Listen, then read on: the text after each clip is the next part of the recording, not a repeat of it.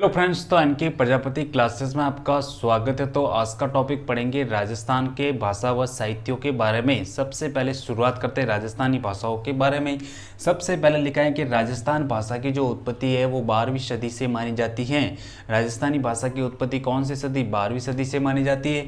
दूसरा लिखा है कि राजस्थानी भाषा का जो प्रथम ग्रंथ कौन सा है, तो बात करें प्रथम ग्रंथ की तो भरतेश्वर बाहुबली गौर जिसकी रचना की थी 1168 ईस्वी में वज्रसेन सूरी के द्वारा इस ग्रंथ की रचना की गई। आगे बात करें राजस्थानी भाषा की उत्पत्ति की बात करें तो अपभ्रंश भाषा से इसकी उत्पत्ति मानी जाती है। अब अपभ्रंश का मतलब क्या होता है? अपभ्रंश का मतलब होता है किसी भी भाषा का बिगड़ा हुआ रूप या खंडित रूप। आगे बात करें राजस्थान में कुल 73 बोलियां बोली जाती है। राजस्थान में कुल बोलियों की संख्या कितनी है? 73 बोलियां है। आगे बात करें राजस्थानी भाषा का पूरा विश्व में अगर बात करें तो 16वां स्थान है। कौन सा स्थान?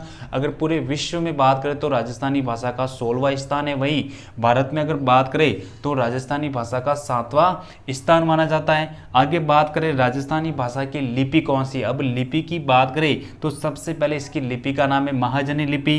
इसी को कहते थे मुड़िया लिपि और इसी को कहते थे बढ़िया लिपि, जो कि देवनागरी लिपि का ही भाग माना जाता है। आगे बात करें राजस्थानी भाषा का स्वर्ण काल की बात करें तो 1650 से 1850 तक, अर्थात 17वीं सदी से लगाकर 19वीं सदी का काल जो है राजस्थानी भाषा का स्वर्ण काल माना जाता है।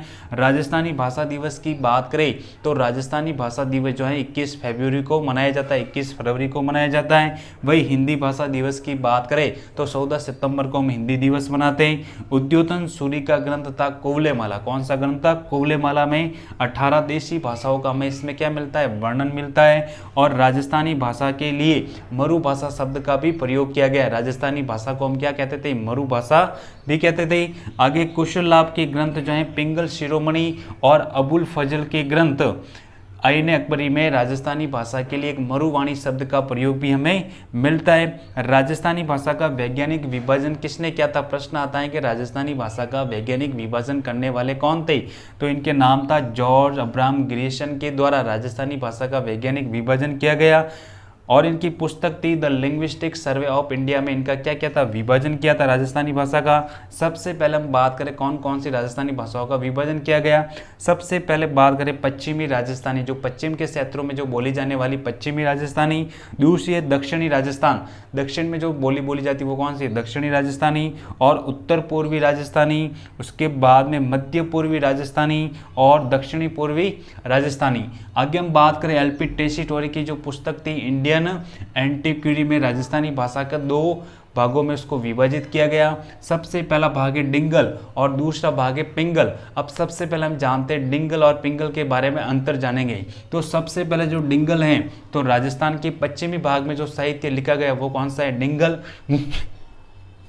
वही राजस्थान के पूर्वी भाग में जो लिखा गया साहित्य वो कौन सा है? पिंगल। इनके विकास में चारण जाति का क्या रहता है? योगदान रहता है। और इसे मारवाड़ का साहित्यिक रूप कौन सा है? डिंगल भाषा। और डिंगल शब्द का सर्वप्रथम प्रयोग कुशल लाभ के ग्रंथ में मिलता है। आगे बात करें कि राजस्थान के पूर्वी भाग में क्या लिखा था? पिंगल लिखा गया। इनके में भाट जाति का क्या रहता है? योगदान रहता है। और इसमें ब्रज भाषा का व राजस्थानी भाषा का क्या है? मिश्रित रूप माना जाता है। आगे बात करें राजस्थानी भाषा को हम 5 भागों में विभाजित किया गया है। सबसे पहले अगर बात करें तो मारवाड़ी भाषा है, दूसरी भाषा है मेवाती भाषा, तीसरी भाषा की बात करें तो मालवी भाषा, चौथी भाषा है राठी भाषा और 5वीं है ढूंढाड़ी भाषा। अब हम बात करते हैं मारवाड़ी की उपबोलियां कौन कौन सी है। सबसे पहले एक भाषा है मेवाड़ी, जो कि मारवाड़ी की बोली उपबोली है।